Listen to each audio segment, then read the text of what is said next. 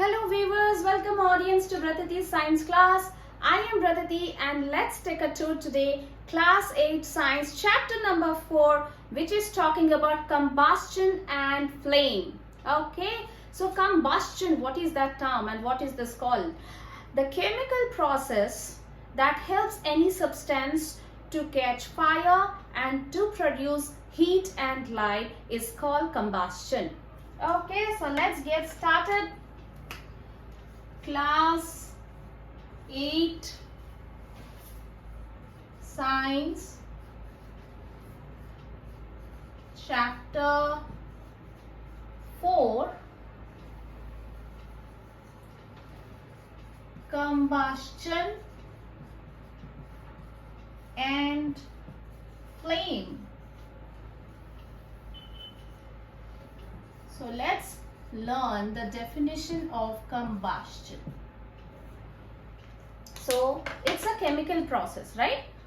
Physical process, chemical process. Now this is a chemical process by which a substance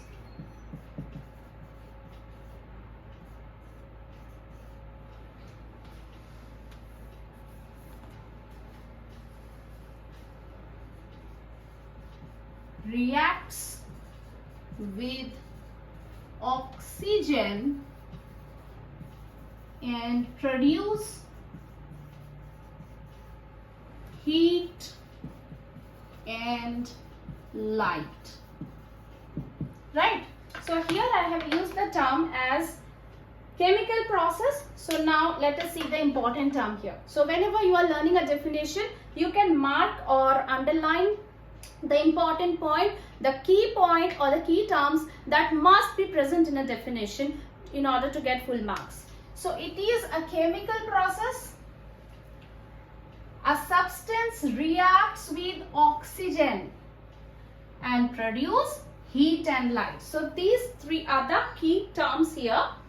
Chemical process reacts with oxygen. That means when the oxygen supply is not there, combustion cannot take place, right? And what do they produce? What do they give off as a byproduct, as a result of this chemical reaction or chemical process? The result is heat and light. Thumbs up. Okay, so let's move to type of combustion.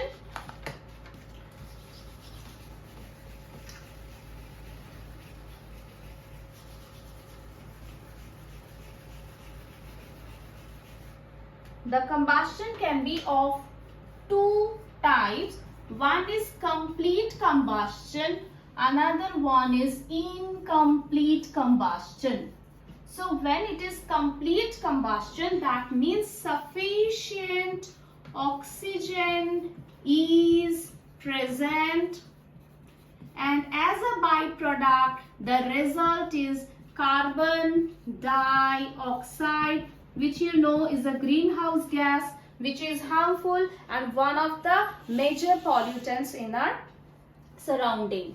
Incomplete when insufficient oxygen is present.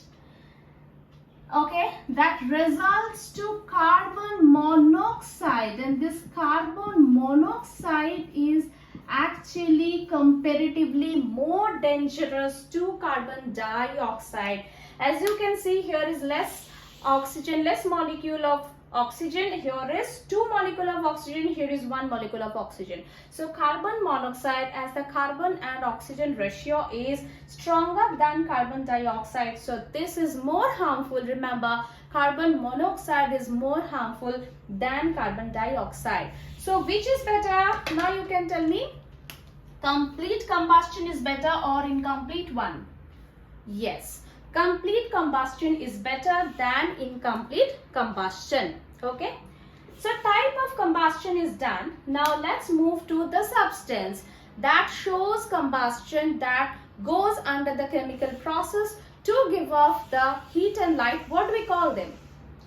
Absolutely correct. They are called combustible substance. So combustible substance are those substances that in presence of oxygens will catch fire, as a result will produce heat and light. So now we are talking about combustible substances. All the substance cannot catch fire, right? So the substance that can catch fire in presence of oxygen. For example, can you give me some example? If I give you a piece of paper, a piece of wood, charcoal, petrol, kerosene, oil, hydrogen gas, these all are combustible substances. They all catch fire when they reach their ignition temperature. So our next subtopic will be on ignition temperature. So now we are learning about the example of combustible substance. Mostly whatever you can see, paper, plastic can also burn, paper, wood, charcoal, fuel. Last class we learned about any type of fuel, oil, gas. These all burns. So they are the example of combustible substance. Moving to non-combustible substance. So now you know what is non-combustible substance. The substance that cannot catch fire in presence of oxygen, they are called non-combustible substance. Can you give me example of non-combustible substance? Remember all the construction material that helps to build the houses and all, like brick, sand, cement, rock, stone, even glasses. These are these are non-combustible substance. Clear? So let's write brick, rock, stone, sand, cement, glass, water are some example of non-combustible substance. Clear? To make the combustion happen, what are the criteria or what are the conditions that are required for a substance to catch fire? Can you tell me? So now we are talking about the condition required for a substance to catch fire. As you know, we already said about oxygen, and number 2, ignition temperature. Okay, so we will learn oxygen, number 1, and 2, ignition temperature. So here now we are learning the conditions needed for combustion. Here, number 1, supply of oxygen, and number 2, ignition temperature. Okay, supply of oxygen, here we know that if sufficient oxygen is present, okay, in the open air, sufficient oxygen is coming, then the combustion will take place, the heat and light will be produced. Clear? And to stop it, just cut the supply of oxygen.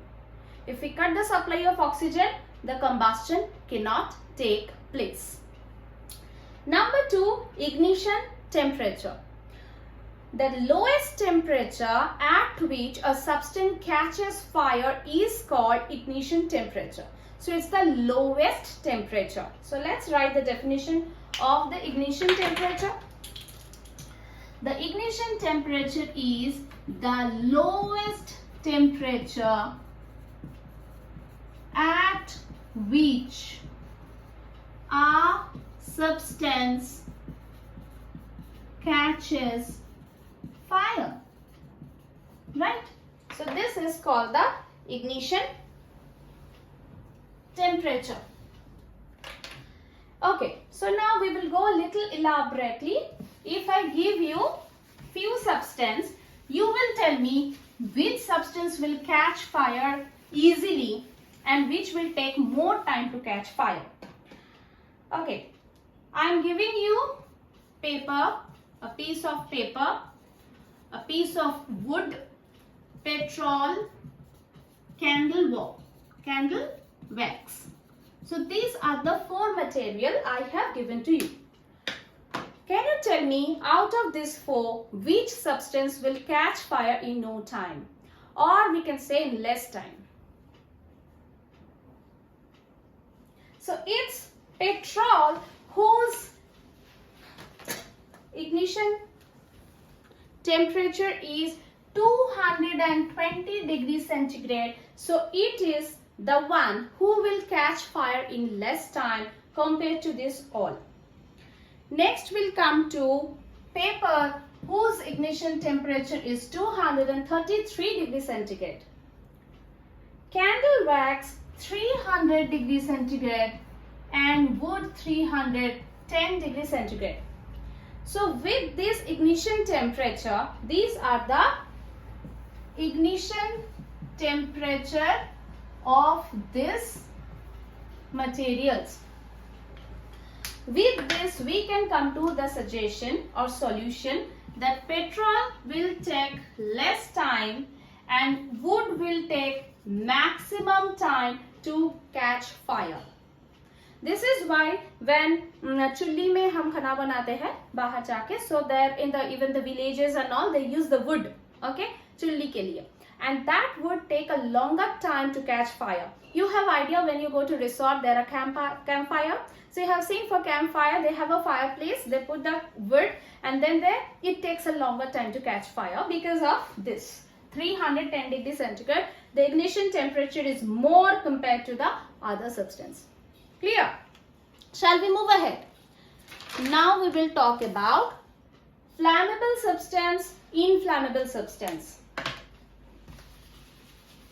Flammable and inflammable, most of the time you will hear that these two are same. There is no difference between flammable and inflammable substance, which is wrong. Absolutely wrong. There is a difference. As you know, combustible and non-combustible. Similarly, we can call it flammable. So now we are talking about flammable. Flammable substance which needs to set fire. The substance which needs to set fire, and this substance must reach to the ignition temperature to catch fire. So we will write that inflammable substance that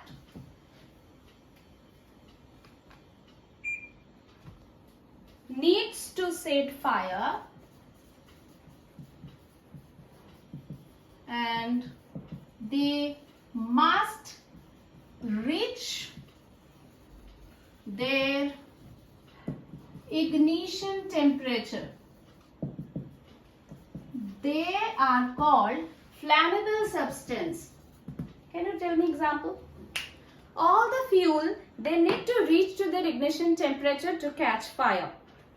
Even we can talk about the gas, hydrogen gas, etc. So all kind of fuels, hydrogen gas, oil, etc., they are flammable. Okay, so here we are talking about flammable substance. Now, what are inflammable?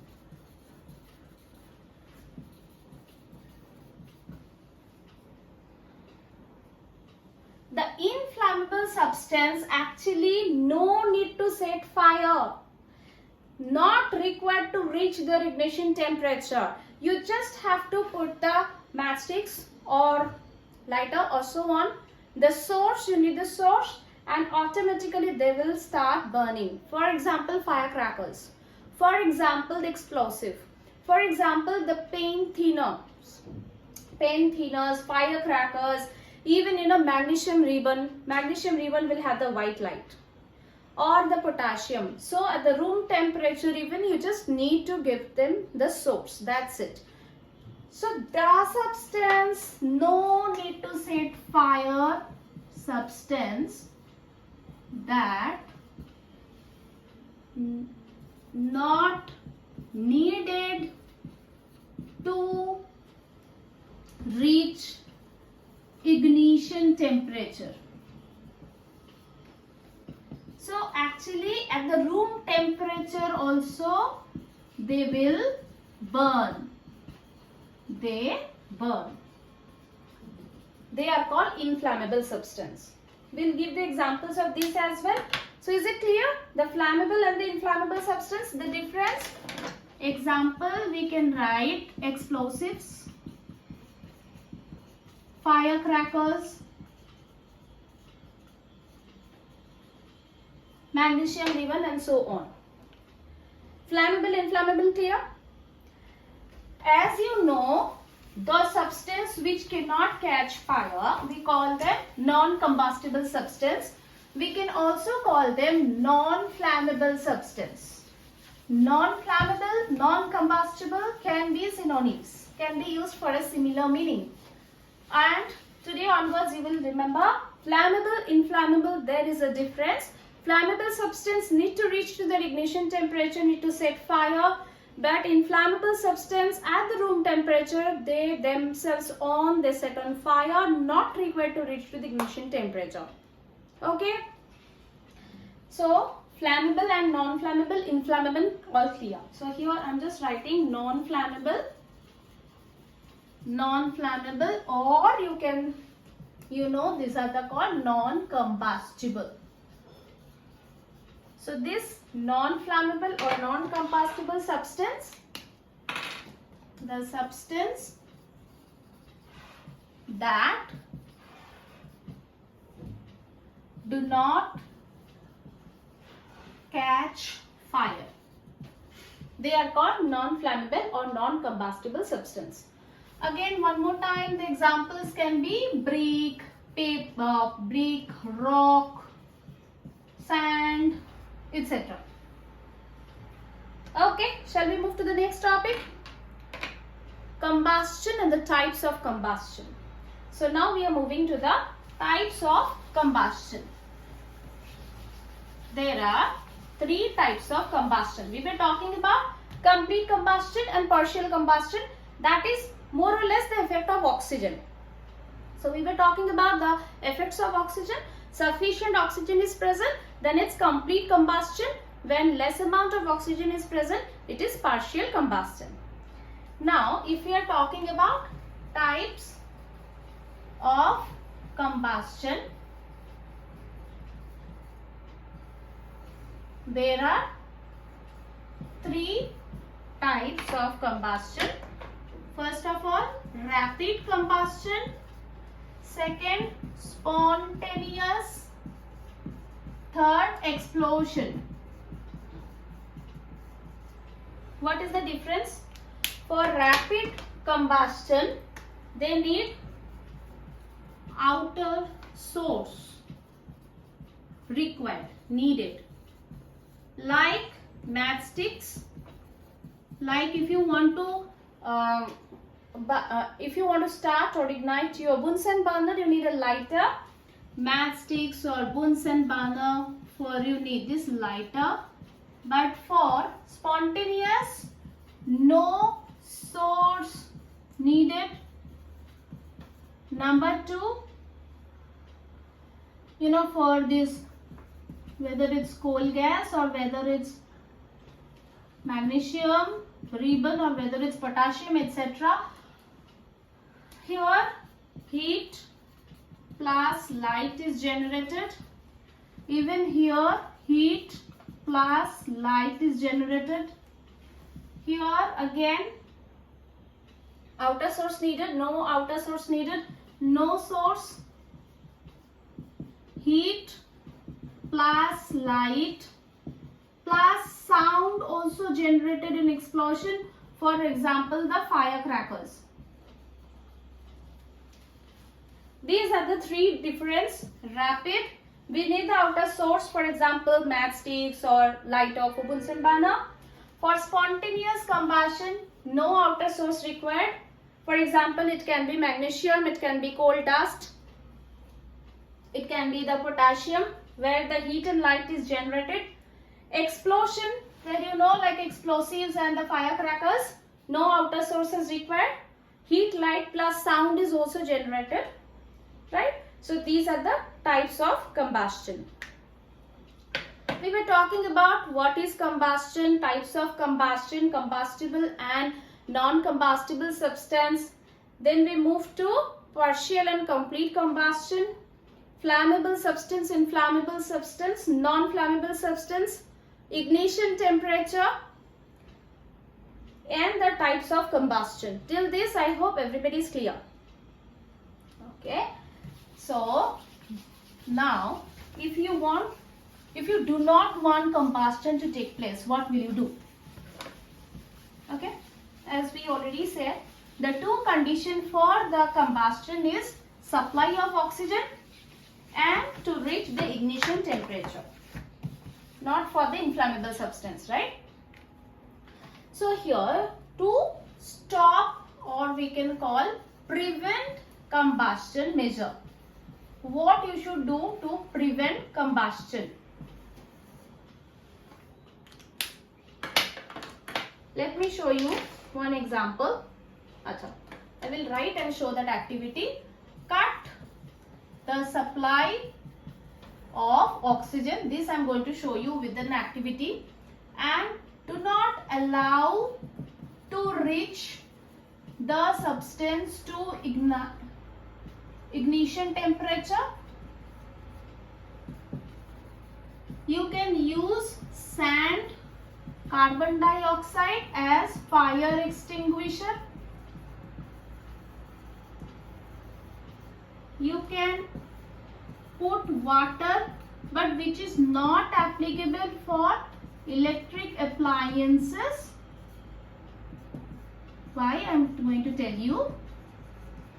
And if oil is burning, then water will not affect.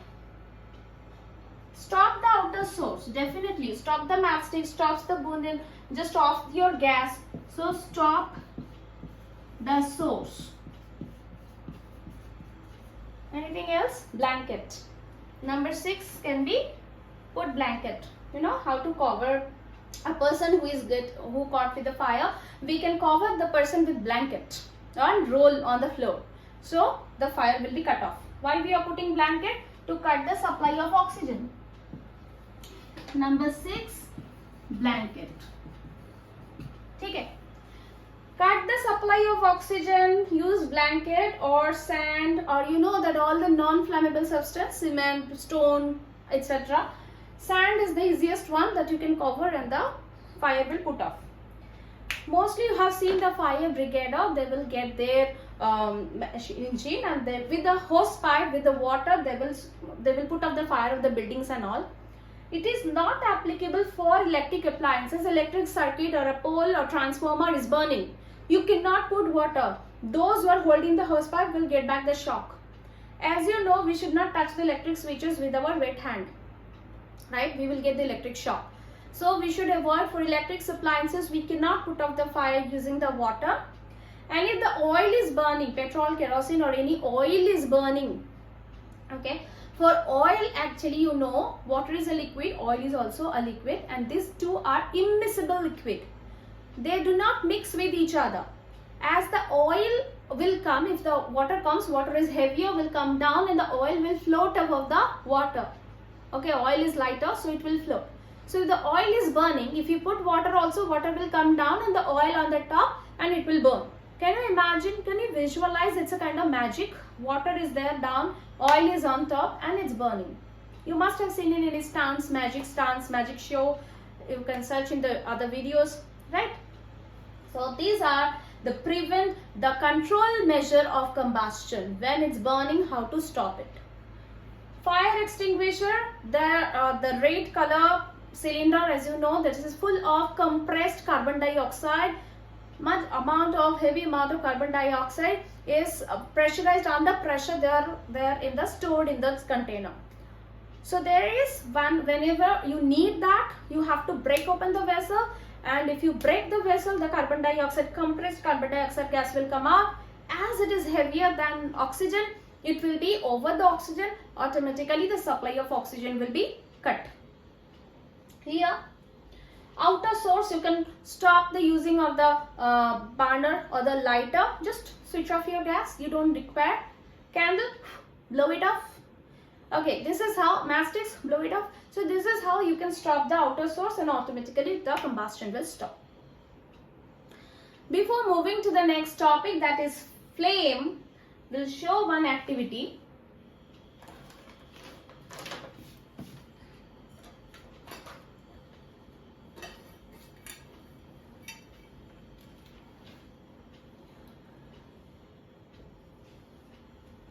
You can make this setup with any smaller plank, wooden plank. I just took eraser and sharpener, any readily available material you can take.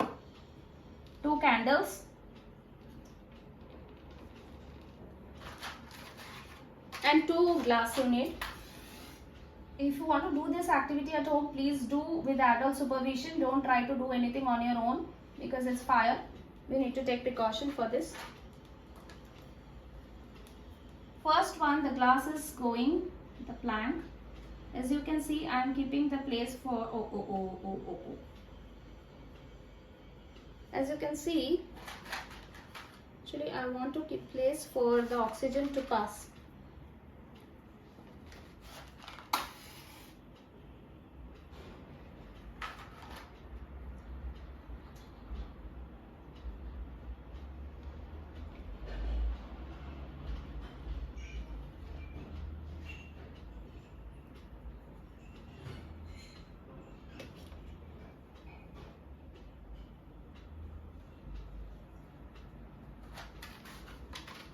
The first one should not put off because I am not cutting the supply of oxygen, but maybe because of second one I have covered the candle with the glass. So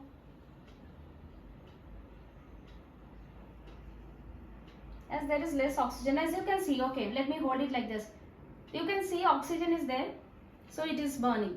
Here the glass has used all the oxygen present in this glass, okay. So as the less of oxygen, the cut off supply of the oxygen, automatically it has put off. The fire is put off in the second set B of the candle. But say take candle, you know sufficient oxygen is there. I have tried to keep it like with a stand. If I am putting the glass, they are getting less oxygen and it is being turned off.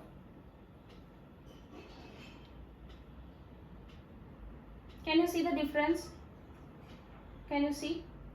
So when I am pressing it, okay, it is being turned off. So what do we understand?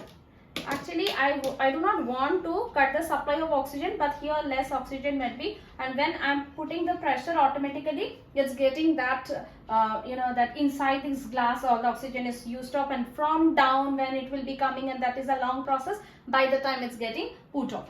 So my main aim was to show you that if we cut the supply of oxygen, then the fire will put off. I hope I am successful. Yes. So here I will show this setup once again by doing the diagram.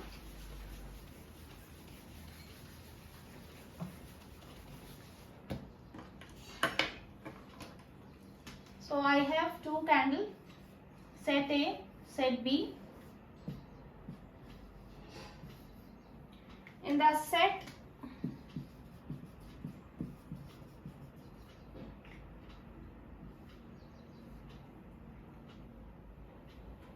A, I have taken 2 plank, and there is no plank, actually there is no gap. Okay. And then I have put a glass cover this. This is the glass where I have kept the place for the oxygen to get inside. Oxygen is getting inside. And set B, the glass is completely covering this. There is no gap actually. There is no oxygen supply. There is oxygen supply. Here is no oxygen supply in set B. The result is the set A, the flame will continue. Flame continues as the oxygen supply is there, and set B, the flame put off because no supply of oxygen, right? So after some time, the next picture will be like this.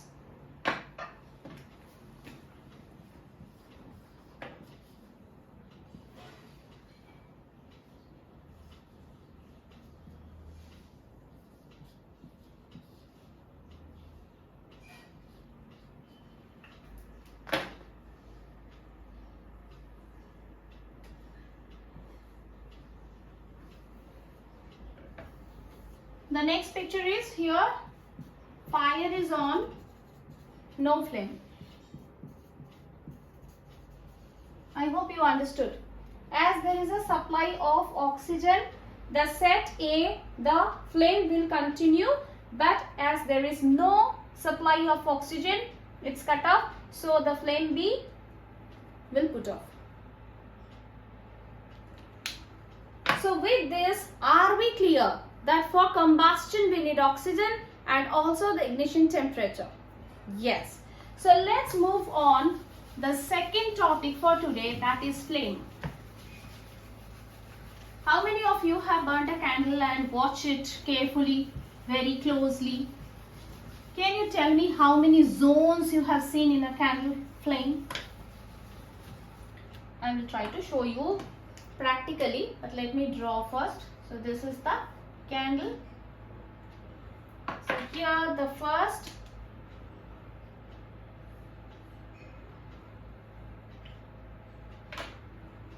okay, let me draw like this. 1, 2, 3. There are 3 zones. The innermost zone, it is the dark zone, and also this is the least hot.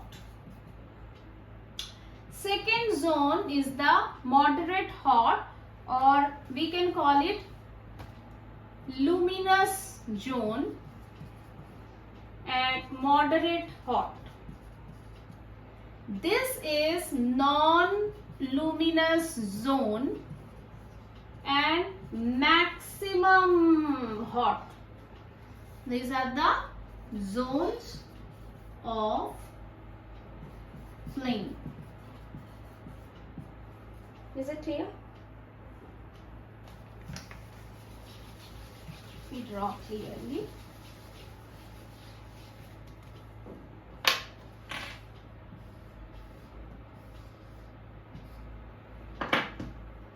First, second, third. The first one, where we see the wick, this is the least hot part. We call it dark zone. The medium one, moderate hot, and we call this as luminous zone. Outermost part is maximum hot, and this part is called non-luminous zone. So we can see a blue light or blue flame the last. Yellow or orange in the middle. This will be yellow or orange in the middle part. Okay, the innermost part is comparatively less hot, so it is the black wick. Outermost part, we can see this blue flame. This is actually the 3 layers or 3 zones of flame. Okay, I will try to show you practically.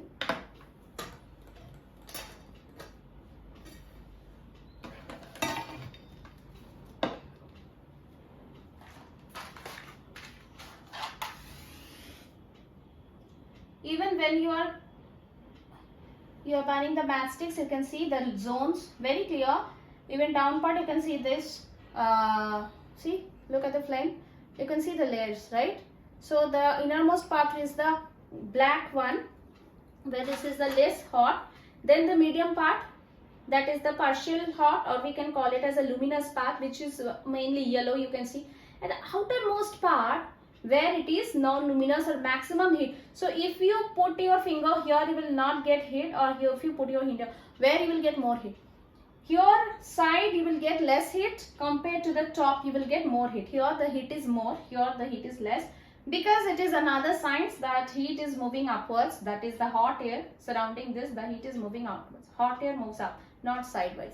And from sideways the cool air is coming to fill the place. Okay, fine. Science is interesting. We can go to another topic another day. Okay, so we are talking about, focusing about the 3 zones of the flame. I hope it's clear, right? And try to see if you can. It's very clear for me. I can see this 1, 2, 3 zones, and the dark zone, then the medium zone. And we used to play like this, though it's very dangerous, and be cautious. So we have to move our finger with this. We can do this easily because we are not holding it for long. We can just play like this, right? Because we will not feel even the heat as we are moving it fast. Happy birthday to me. Anyway. Okay. So whenever I put off a candle, I feel like happy birthday song. Okay, so flame is clear. So flame, there are the 3 zones, that is the dark zone, the luminous zone, and the non-luminous zone. Yes? Okay, so we are done. A little continuation to the fuel that we have covered in the last class. Please go back and watch the video on fuel, where we spoke about the fossil fuels like coal, petroleum, natural gas. So I just want a little continuation on the efficiency of the fuel. Efficiency of fuel. How can you find out whether the fuel is enough efficient or not? The fuel should be economic, readily available, easy to store, do not produce much harmful pollutants or byproducts. Number 4, high calorific value. Now we are talking about this one. What is calorific value? So here we are learning the term that is called calorific value. And calorific value is the amount of heat generated or produced by the substance on the complete combustion of 1 kilogram of the fuel. The amount of the heat generated or produced in the complete combustion of 1 kilogram of the fuel. Okay. So let's write this amount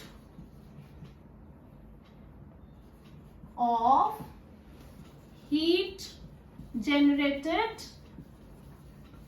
on complete combustion of 1 kilogram of fuel. So the unit or the measuring formula is CV. Calorific value is amount of heat, amount of fuel equals to kilojoule per kilogram. Kilojoule per kilogram. SI unit, international unit, SI unit or MKS unit is kilojoule per kilogram. This is calorific value.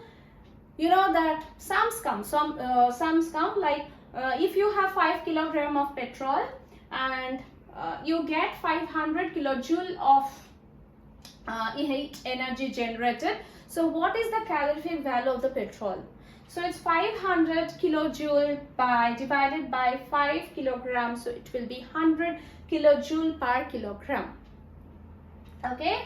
So I hope calorific value is clear to you. You can find out whether this fuel is effective or not. You know, there are different fuels like, you know, cow dung gas, biogas, kerosene, petroleum, petrol, and coal, etc. So coal gas and all, you know, they produce comparatively less, you know, this other biogas and CNG and LPG, so they have the different calorific value. With the calorific value, you can understand whether is efficient or not. If more kilojoule heat is produced, that means what? It's not good, definitely. If less kilojoule heat is produced, it's better according to the environment.